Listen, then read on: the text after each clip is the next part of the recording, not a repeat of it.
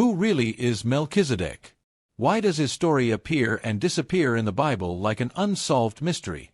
And what truths could completely change what you thought you knew about him? In this video, The Truth About Melchizedek, the most mysterious story in the Bible, we reveal the origin, the hidden role, and the prophetic impact of one of the most enigmatic characters in Scripture. Get ready to discover the truth behind the mystery. What was really happening in the biblical world when Melchizedek suddenly appears in the story? To understand why his figure is so enigmatic, we first need to dive into the historical and narrative context surrounding his first appearance. The story takes place at a decisive moment in Abraham's life, long before Israel existed as a nation, when the city-states of Canaan were competing for power, trade, and territorial control. Genesis 14 describes a conflict between coalitions of kings who ruled small regions, something very common in the ancient Near East. These kings were not monarchs in the modern sense, but military and political leaders at the head of fortified cities that functioned as economic, religious, and administrative centers. In the midst of this fragmented environment, alliances constantly shifted and wars were frequent, especially over trade routes and resources such as water, fertile land, and tribute. It is in this setting that Abraham, still called Abram, emerges as a surprisingly influential figure. Although he was not a king and did not rule a city, his clan was large and powerful enough to mobilize a group of trained men capable of carrying out a successful military rescue. When his nephew Lot is captured during one of these regional wars, Abram gathers his men, pursues the invaders, defeats them, and recovers the captives. This act not only demonstrates his courage and leadership, but also introduces him into the political sphere of the region. After this victory, Abram goes from being just another nomad to becoming a figure recognized by the Canaanite elites. And it is precisely at this crucial point that Melchizedek appears. To understand the importance of this moment, we need to imagine how spirituality worked in Canaan. Each city had its own deities, temples, and priests, and religion was deeply tied to the political identity of each kingdom. That's why it is so striking that Melchizedek is presented as priest of God Most High, a title that rises above local cults and suggests a connection to a more universal faith, more ancient, or even pure. Unlike the other kings mentioned in Genesis 14, whose names reflect pagan deities, Melchizedek is portrayed as a unique priest-king ruling over Salem, which many scholars identify as the future Jerusalem. At a time when positions of authority were usually divided between political leaders and religious leaders, he embodies both roles in one person. This places him on a completely different level from the other rulers of the region. In fact, the union of kingship and priesthood was so exceptional that the Bible does not present another similar figure until much later.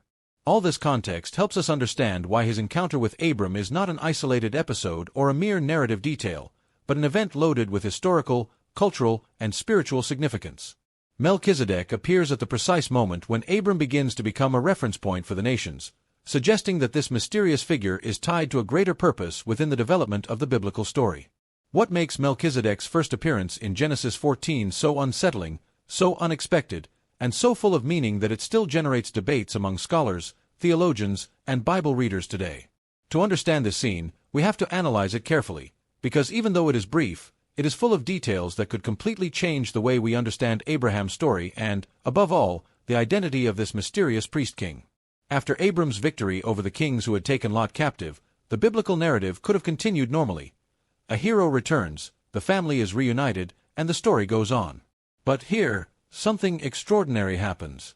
In the middle of the congratulations and recognition from local rulers, a character appears who does not belong to the conflict, who is not part of the wars just described, and who does not seem to have any political interest in the region. He simply steps onto the scene with no genealogy, no introduction, no prior explanation. His name is Melchizedek. This is the first thing that stands out. In the book of Genesis, where genealogy is everything and every important character is carefully presented within a family line, Melchizedek enters with no past and no background. This is extremely unusual and from the very beginning places him on a more symbolic and mysterious level than the rest of the characters. But even though he appears without introduction, what is said about him is astonishing. Melchizedek is king of Salem and priest of God Most High. Here we find two very powerful statements. First, he is not just another king among the many in Canaan. Salem, according to many scholars, is a reference to the future Jerusalem. That would mean that Melchizedek rules over a place that would later become the spiritual heart of Israel, long before the people of Israel even existed. Second, he is priest of God Most High, a surprising title in a time saturated with local gods. This makes Melchizedek someone connected with a far more universal faith than the regional Canaanite cults. And this is where things become truly intriguing. How is it possible that a priest of God Most High, distinct from Abraham and prior to the covenant with Israel, appears in this story? What kind of relationship did Melchizedek have with this God whom the Bible presents as the one, true, and supreme God? The narrative continues, and Melchizedek performs two actions that have been analyzed for centuries. The first, he offers bread and wine. This is not just a gesture of hospitality. In the biblical context, bread and wine carry deep symbolic weight. Later they will appear as central elements of worship, blessing, and communion with God. At this moment, however, they represent a gesture of honor toward Abram, a kind of spiritual recognition, as if Melchizedek were interpreting Abram's victory from a divine perspective rather than merely a military one. The second action is even more revealing. Melchizedek blesses Abram. But it is not just any blessing. He says, "Blessed be Abram by God Most High, creator of heaven and earth." And then he adds, "And blessed be God Most High, who delivered your enemies into your hand." In these words, something fundamental happens. Melchizedek recognizes that Abram's victory is not due only to his courage or strategy, but to the intervention of God Most High. This creates a spiritual bond between them. Melchizedek blesses Abram in God's name, and Abram accepts that blessing. This acceptance is not a simple courtesy. In the ancient culture, receiving a blessing meant acknowledging the spiritual authority of the one who pronounced it. This means that, at this point in the story, Abram recognizes the legitimacy of Melchizedek's priesthood. We are no longer talking about a diplomatic meeting, but about a deep connection between two figures who share a relationship with the same God, but at different moments in biblical development. And right after this, another meaningful gesture occurs. Abram gives Melchizedek a tithe of everything. This is the first time the Bible mentions the tithe. It does not appear as a commandment, it is not a rule given to a nation, it is not part of a religious law. It arises spontaneously and is directed not to a temple, not to an established priestly system, but to a single person, Melchizedek. Why does Abram give the tithe? There are several possibilities. It may be an act of gratitude for the blessing received. It may be a recognition of Melchizedek's spiritual authority. Or it may be a way of publicly declaring that the God whom Melchizedek serves is indeed the same God who has guided Abram since he left Ur. Whatever the interpretation, the act reveals something stunning. Abram, the patriarch of Israel, recognizes Melchizedek as a legitimate priest of God Most High. This makes Melchizedek a figure who is prior to, superior to, or at least deeply significant within biblical spirituality. And this is precisely what makes his appearance so mysterious. After this brief encounter, Melchizedek disappears from the narrative. He does not appear again in the rest of Genesis. His city is not mentioned again by its old name. Nothing is said of his life or of his death. He simply appears and vanishes like a flash, but one that illuminates enormous theological implications. And if this scene is already enigmatic in itself, centuries later it will be brought back and reinterpreted, especially in Psalm 110 and in the letter to the Hebrews, where Melchizedek is presented as the model of an eternal priesthood, superior and not dependent on human lineages. But in this first appearance, what matters is understanding the magnitude of what happens. It is not just a king offering hospitality. It is not just a priest blessing a man. It is an encounter between two figures connected by the same God, a God who has not yet fully revealed his plan, but is already leaving clues about a different priesthood from the one that will later come with the law of Moses. Melchizedek appears at the exact moment when Abram becomes a figure recognized among the nations, as if his presence served to spiritually legitimize the path Abraham is beginning to walk. His blessing, his priesthood, his identity, and his relationship with God leave open questions that will only be clarified centuries later. It is this blend of brevity, symbolism, and depth that makes Genesis 14 one of the most mysterious and fascinating passages in the entire Bible. What do the titles King of Salem and Priest of God Most High really hide, and why have they generated so much controversy throughout biblical history? When Melchizedek appears in Genesis 14, he draws attention not only because of his sudden appearance but also because of the titles that accompany him. These are not mere biographical details. They are keys that point to historical, spiritual, and symbolic realities that have fascinated scholars for centuries. To grasp their depth, We have to analyze each term and what it meant in the ancient world. Let's begin with the expression King of Salem. Most specialists agree that Salem is an ancient reference to Jerusalem. This is no coincidence. Even before becoming the spiritual center of Judaism, Jerusalem was already a strategic and symbolic stronghold. It was located at the intersection of important trade routes, and its elevated geography made it an ideal place for defense, administration, and of course, religious worship. That Melchizedek was king of this place suggests that he ruled from a key center of political and spiritual influence long before David conquered the city. But let's jump for a moment to etymology. Salem comes from a root related to peace, wholeness, or well-being. This means that Melchizedek would not only be king of a physical territory, but king of a place whose name evokes peace. And if we combine this with his own name, which means king of righteousness, the image becomes even more powerful. A king of righteousness ruling over a kingdom of peace.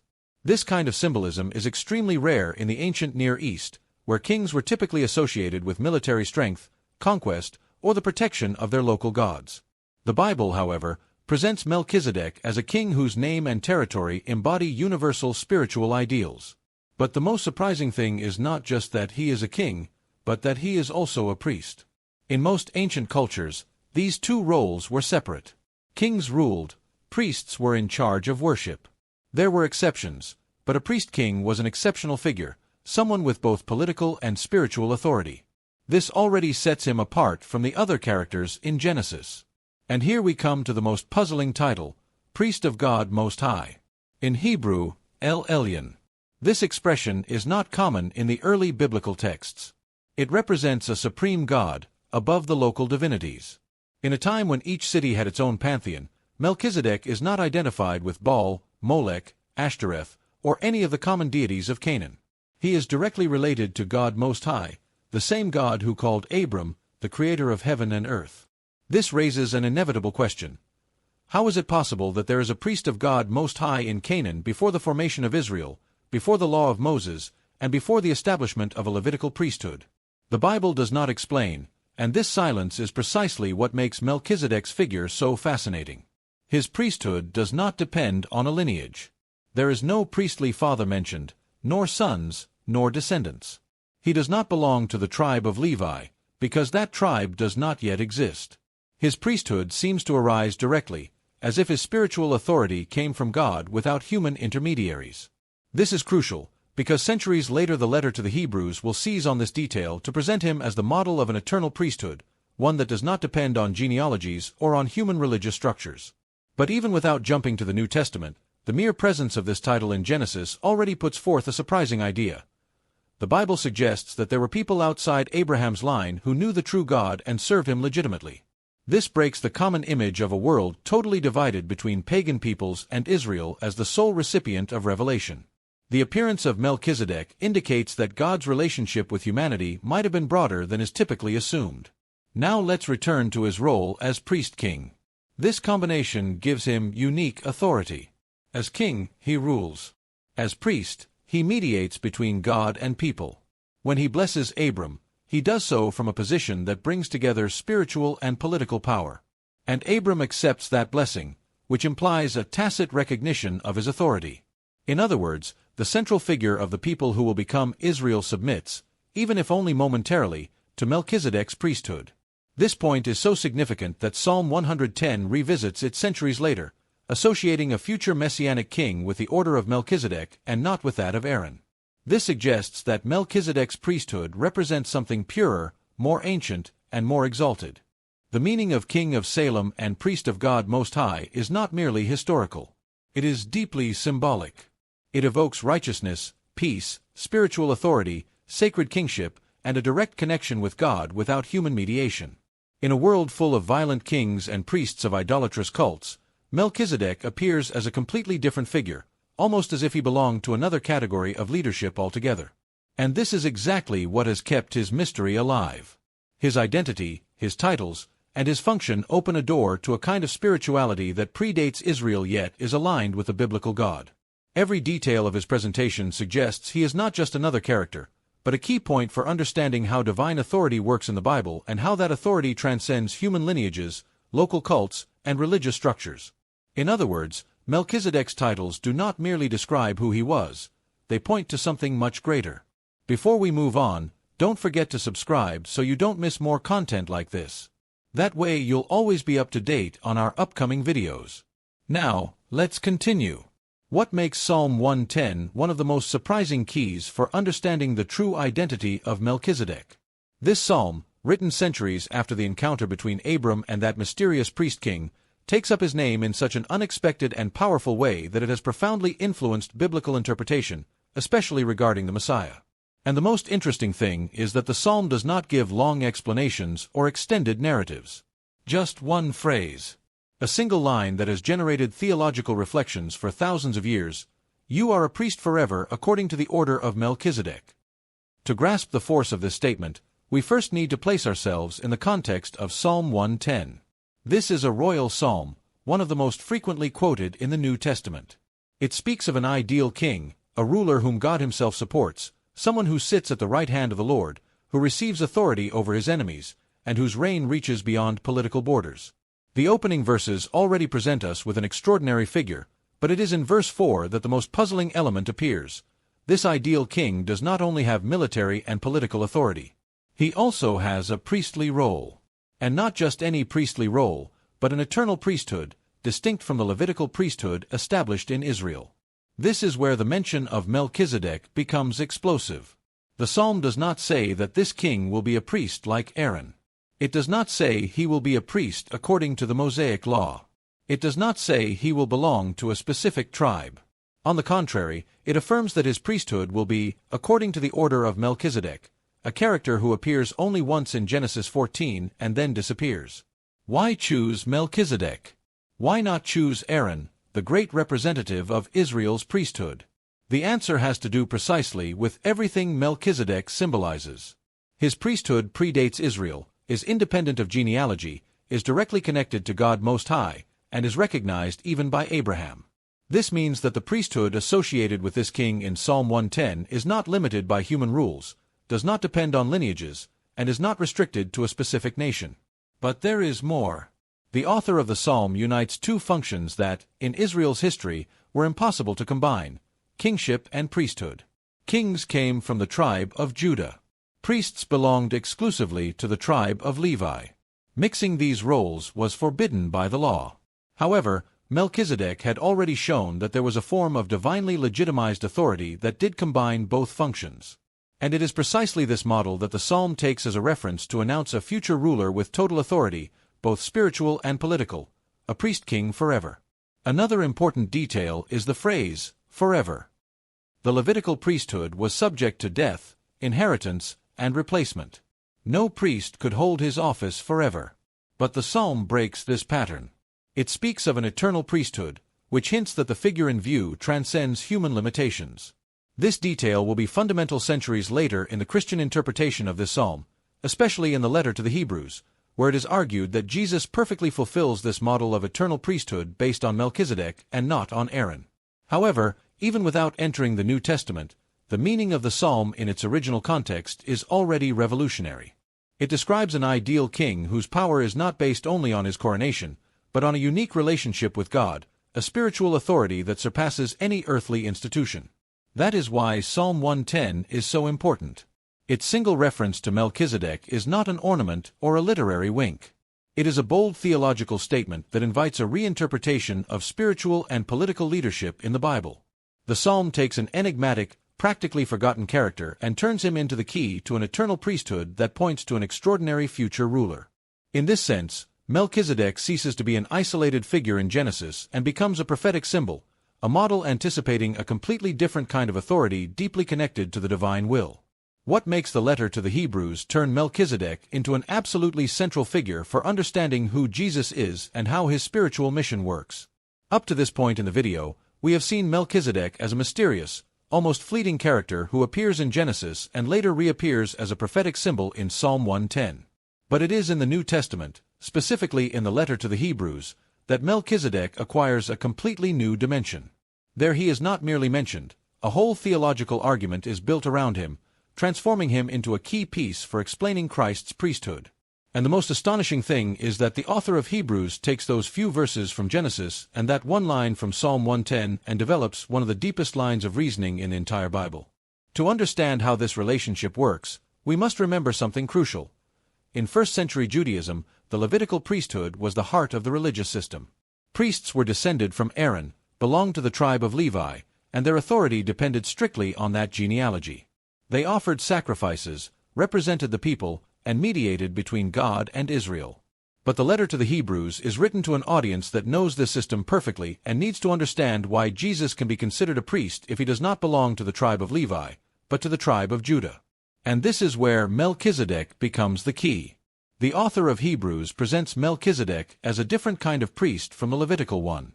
Instead of basing his priesthood on his lineage, he bases it on his character, his function, and his direct relationship with God. To demonstrate this, the author uses details that Genesis does not explain explicitly, but whose silence allows interpretation. For example, he points out that Melchizedek has no recorded genealogy, that his birth and death are not mentioned. This does not mean he was never born or never died, but that the text deliberately does not mention it. For the author of Hebrews, this literary silence is significant. It represents a priesthood that does not depend on inheritance or succession and that, symbolically, is continuous. This literary analysis is brilliant because it does not fabricate anything. It simply observes what the text says and does not say. From there, it builds a powerful argument. Jesus does not need to belong to the tribe of Levi to be a priest because his priesthood does not belong to that order. It belongs to the order of Melchizedek, an older, superior, eternal order, as Psalm 110 proclaimed. Another key point developed in Hebrews is the hierarchical relationship between Melchizedek and Abram. The author highlights two specific actions. Melchizedek blesses Abram, and Abram gives Melchizedek a tithe.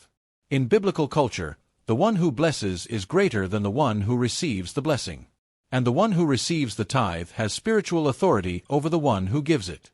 Therefore, if Abram, the patriarch of Israel, acknowledges Melchizedek's authority, then Melchizedek's priesthood is superior to the priesthood that will descend from Abram and that will later be institutionalized by the law of Moses. This argument is deeply strategic. Hebrews is not attacking the Levitical priesthood or belittling its historical importance, but demonstrating that there exists a higher priesthood, one that Scripture had already anticipated long before Israel existed as a nation. In this way, it opens the door for Jesus to be a priest without contradicting the law, because his priesthood operates on another level. The author then goes even further by comparing the functions of the Levitical priesthood with those of Jesus. Levitical priests offered sacrifices constantly because the sacrifices were temporary and sin was ongoing. They also died, so they had to be replaced by other priests. Jesus, by contrast, according to Hebrews, offers a single, definitive sacrifice, not of animals, but of himself. And since his life is not ultimately limited by death, neither is his priesthood. Hebrews argues that Jesus has a perfect priesthood because it is eternal, unchanging, and sufficient. But the letter does not stop at comparisons. It also presents Melchizedek as a figure who anticipates the Messiah's qualities. It notes that his name means King of Righteousness and that Salem means peace. Thus Melchizedek is King of Righteousness and King of Peace. These are two fundamental characteristics of the Messianic reign. The author is showing that Melchizedek serves not only as a theological antecedent, but also as a prophetic model pointing to Jesus. Furthermore, Hebrews emphasizes that Melchizedek was priest of God Most High before the law and outside Israel. This reinforces the idea that the relationship with God did not begin with Moses, but that there was a prior, more universal form of spiritual access not limited by national rights. This detail is crucial for Hebrews' original audience, who were trying to understand how they could follow Jesus without betraying their Jewish identity. The author is telling them that Jesus does not destroy ancient faith but fulfills it and brings it to its fullness, because he belongs to an order more fundamental than that of Levi. Finally, Hebrews concludes that Jesus, being a priest according to the order of Melchizedek, brings a new covenant, one that surpasses the former covenant not out of contempt for the law, but because it offers something the Levitical system, by its very nature, could not provide: inner transformation, direct access to God, and perfect mediation. In other words, Melchizedek is not brought up in Hebrews as a mere historical curiosity but as the key to understanding Jesus not only as king, but also as priest, mediator, and savior. That is why the letter to the Hebrews turns Melchizedek into an essential figure. He is not a secondary character. He is the missing piece for understanding why Jesus can occupy a unique place in biblical history. Hebrews takes his mystery and transforms it into a bridge between the Old and New Testaments, explaining that God's plan was never limited to a religious system but from the beginning pointed to a superior, eternal, universal priesthood, and that priesthood is what Jesus embodies perfectly. What is it about Melchizedek that has led to so many different interpretations over thousands of years, to the point that each religious tradition has almost seen him as a different character? This is one of the most fascinating aspects of his figure. His brevity in the Bible has not prevented him from becoming a powerful enigma that has inspired interpretations in Judaism, in early Christianity, and in the texts found at Qumran, as well as opening the door to mystical reflections and deep speculations in various communities.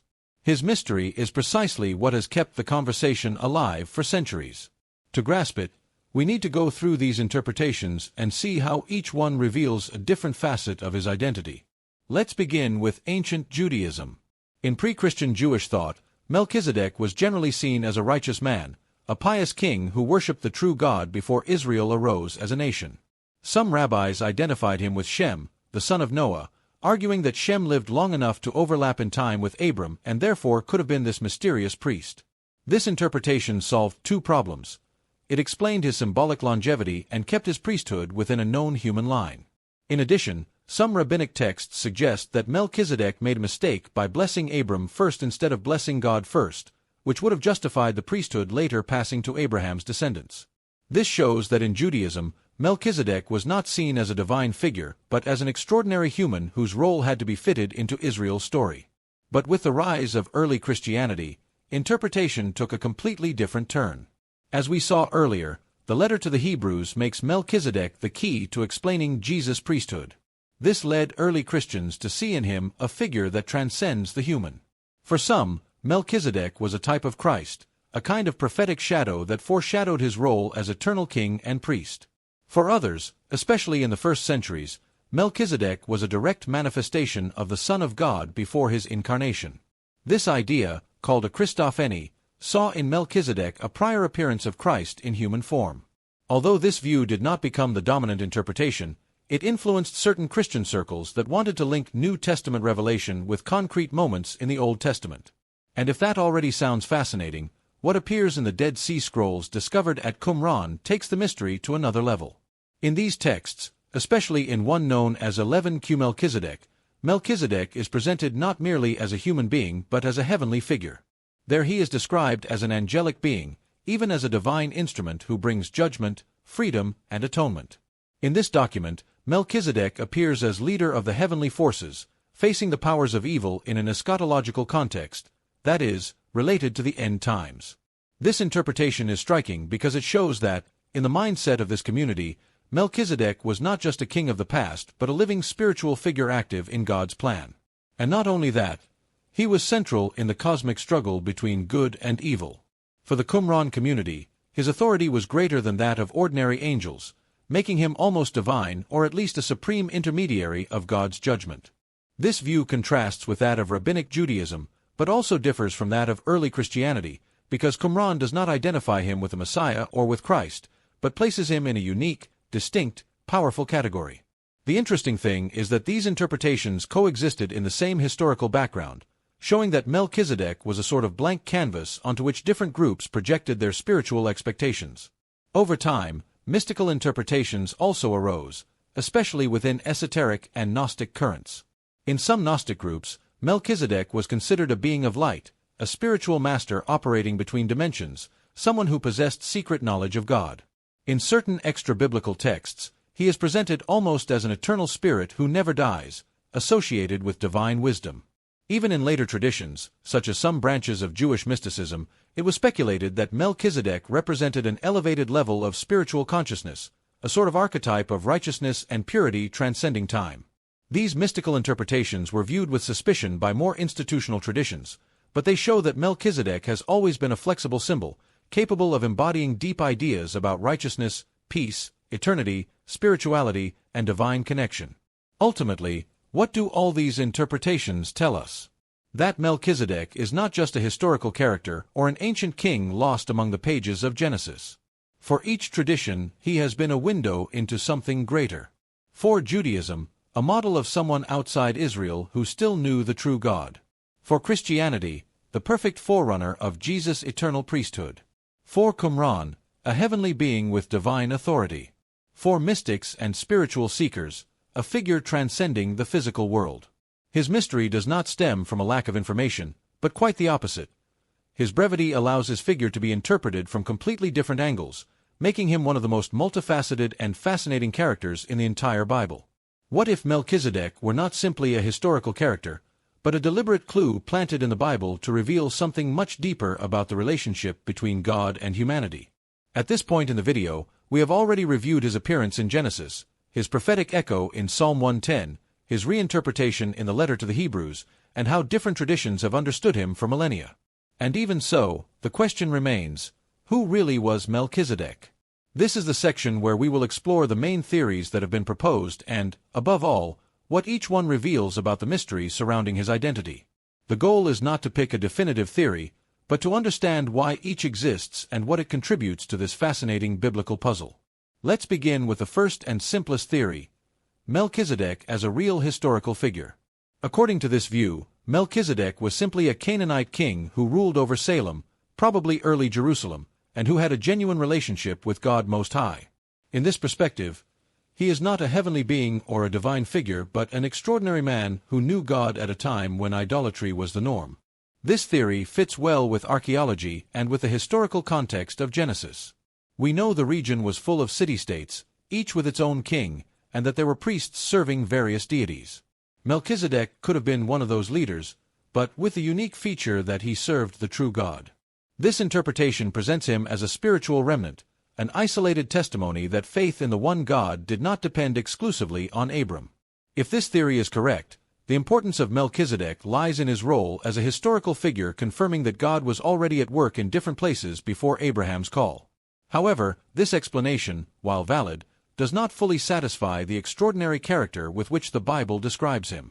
So a second theory arises, much stronger in Christianity, Melchizedek as a symbolic or literary figure designed to highlight universal spiritual principles. From this angle, Melchizedek is not important because of his biography but because of what he represents. He is King of righteousness and King of peace. He is a priest of God Most High. His brief appearance serves as a model, an archetype, an image pointing to an ideal priesthood, one that combines authority, purity, righteousness, and direct relationship with God. This theory does not deny that he may have been a real person, but holds that the text's purpose is not to tell us his life story, but to use him as teaching. In this reading, Melchizedek is the embodiment of a divine ideal, the union of righteousness and peace under genuine spiritual leadership. And this symbolism is precisely what Psalm 110 and Hebrews will later pick up to speak about the Messiah.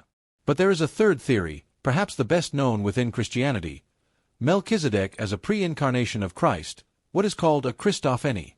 This idea holds that Melchizedek was not an ordinary man, but an appearance of Jesus before his birth in Bethlehem. Defenders of this theory point to various elements: his lack of genealogy in the text, his title as priest of God Most High, his blessing of Abram, his name associated with righteousness and peace, and the way Hebrews presents him as without beginning of days or end of life on a literary level. Although Hebrews never explicitly states that Melchizedek is Jesus, many Christians have seen a connection too strong to ignore. According to this view, God interacted with Abram through the same person who centuries later would become incarnate as Jesus. This theory seeks to show continuity and theological coherence between the Old and New Testaments. However, it is also debated, because Hebrews speaks of Jesus and Melchizedek as distinct figures, though related. Now let's look at a fourth theory, less known but very influential in certain academic circles.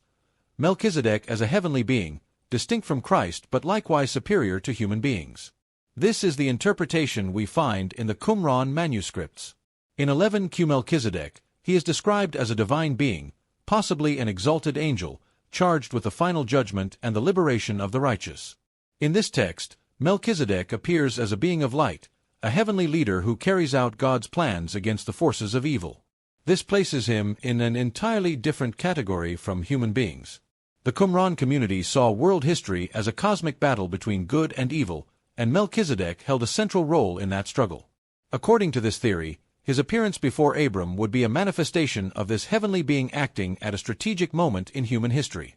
This interpretation is fascinating because it shows how different ancient groups understood Melchizedek as more than an earthly king. They saw him as an active, powerful spiritual figure deeply connected to God's plan. The fifth theory is one of the most suggestive. Melchizedek as a symbol of a kind of perfect priesthood that transcends any individual figure. According to this view, the Bible does not give us details of his origin or end because his existence functions as a window into God's purpose for true priesthood. In this sense, Melchizedek does not represent a specific person as much as a spiritual principle, that of a priest-king who serves God without depending on human lineages or structures. Instead of asking who he was, this theory invites us to ask what he represents. And what he represents is a kind of ministry based on righteousness, peace, integrity, and direct divine authority. In the biblical context, where the Levitical priesthood was imperfect and limited, Melchizedek symbolizes an ideal, eternal, perfect priesthood, a priesthood that Christianity will later attribute to Jesus. Finally, there is a sixth theory.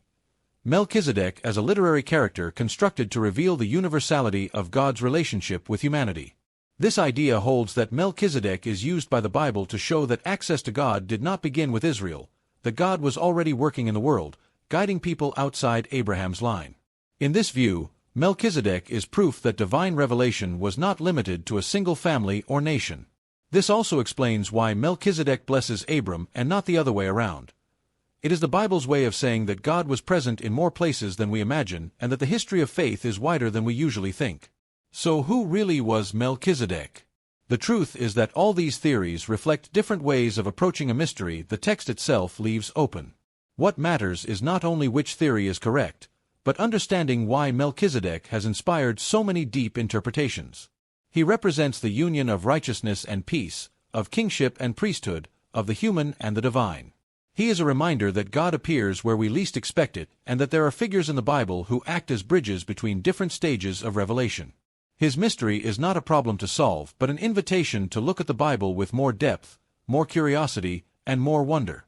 Ultimately, Melchizedek is evidence that some biblical truths are revealed not through long stories, but through strategic silences that force us to think, to investigate, and to ask what more Scripture might be saying behind that character who appears for just a moment and changes everything. What is it about Melchizedek that, thousands of years later, still influences theological debates, our understanding of spiritual leadership, and even how we see the relationship between the Old and New Testaments?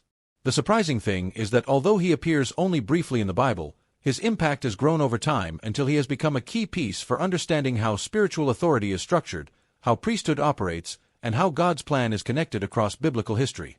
This section explores precisely that, why Melchizedek remains relevant today and what lessons can be drawn from his mysterious figure. To begin with, Melchizedek forces us to face an uncomfortable question for any modern Bible reader. Is God limited to working only within the systems we know? His abrupt appearance shows that he is not. Before Abraham, before Israel, before the Levitical priesthood, and before the religious structures that would later become central, there was already someone who knew God, served him, and exercised legitimate spiritual authority. This completely changes the usual perception of biblical spirituality, because it breaks the idea that God interacts only through a specific line or within a single nation. Melchizedek shows that the divine relationship can be broader, older, and more universal than we think. Another important impact of Melchizedek is what he reveals about spiritual leadership. In a world that tends to divide authority into rigid categories, Melchizedek combines two functions that rarely coexisted, king and priest. This union presents a model of balanced leadership, one in which justice and spirituality are not in conflict but complement each other. In practice, this challenges both religious and political leadership today. Many leaders focus only on one of these aspects: power or spirituality, structure or heart, government or worship. Melchizedek breaks that separation and reminds us that authentic leadership combines integrity, spiritual wisdom, and active justice. He also has a huge impact on our understanding of priesthood. In the Bible, the Levitical priesthood played an essential role for centuries. However, Hebrews presents Melchizedek as representative of a different kind of priesthood, deeper and more perfect. Why is this still relevant today? Because it speaks to the human need for a connection with God that does not depend on rituals, genealogies, or human structures but on a direct relationship. Melchizedek, and later Jesus, following this same order, symbolizes access to God that is not limited by institutions. This does not mean that institutions are useless, but that they are not the ultimate source of spiritual authority. True priesthood, according to this model, is that which connects directly with God's justice, peace, and presence, not merely with rules. Another crucial point is how Melchizedek acts as a bridge between the Old and New Testaments. His figure connects Abraham's story with the messianic hope of Psalm 110 and then with the advanced theology of Hebrews. It is as if God placed Melchizedek strategically in Genesis as a clue that would only be fully understood centuries later. This teaches us something profound about how biblical revelation unfolds, not always in a linear or obvious manner, but through signs, shadows, and figures that gain more meaning over time. For those who study the Bible today, Melchizedek is an invitation to see Scripture as an interconnected plot where nothing is placed at random. It is also relevant to consider his impact on the idea of spirituality outside traditional frameworks. Melchizedek was not an Israelite, did not belong to the Mosaic covenant, did not perform Levitical rituals, and yet the Bible validates him, honors him, and presents him as a model. This challenges the human tendency to confine spirituality to closed systems. In a world where many people feel they do not fit into religious institutions or seek God from non-traditional spaces, Melchizedek demonstrates that a relationship with God does not depend on belonging to a particular system but on integrity, righteousness, and genuine devotion. Finally, Melchizedek's impact today reminds us of something essential. True spiritual power does not require fame, longevity, or human recognition. He appears in just a few verses, blesses, receives a tithe, and disappears. And yet his influence surpasses that of many kings, priests, and characters who dominate entire chapters of the Bible. This teaches that spiritual value is not measured by time on stage, but by the depth of purpose. In short, Melchizedek remains relevant because he represents a type of divine leadership that transcends human boundaries, because he foreshadows a perfect priesthood fulfilled in Christ, and because he embodies a pure spirituality free of artificial structures. He is a reminder that God acts where he wants, when he wants, and through whom he wants, even if that person's identity remains wrapped in mystery. Melchizedek appears only for an instant in the Bible, but his legacy runs through the entire biblical story like a shadow full of meaning. His identity, his priesthood, and his connection with Abraham reveal that God leaves deep signs even in the most unexpected places. If you've made it this far, you already know that this mystery is not solved with a single answer, but by exploring every layer of his story. And that is what makes Melchizedek so fascinating. If you'd like us to keep unveiling more hidden enigmas in the Bible, don't forget to subscribe to the channel, leave a like, and share in the comments which of all the theories about Melchizedek surprised you the most. Your participation helps more people discover these topics and motivates us to continue creating deep, eye-opening content.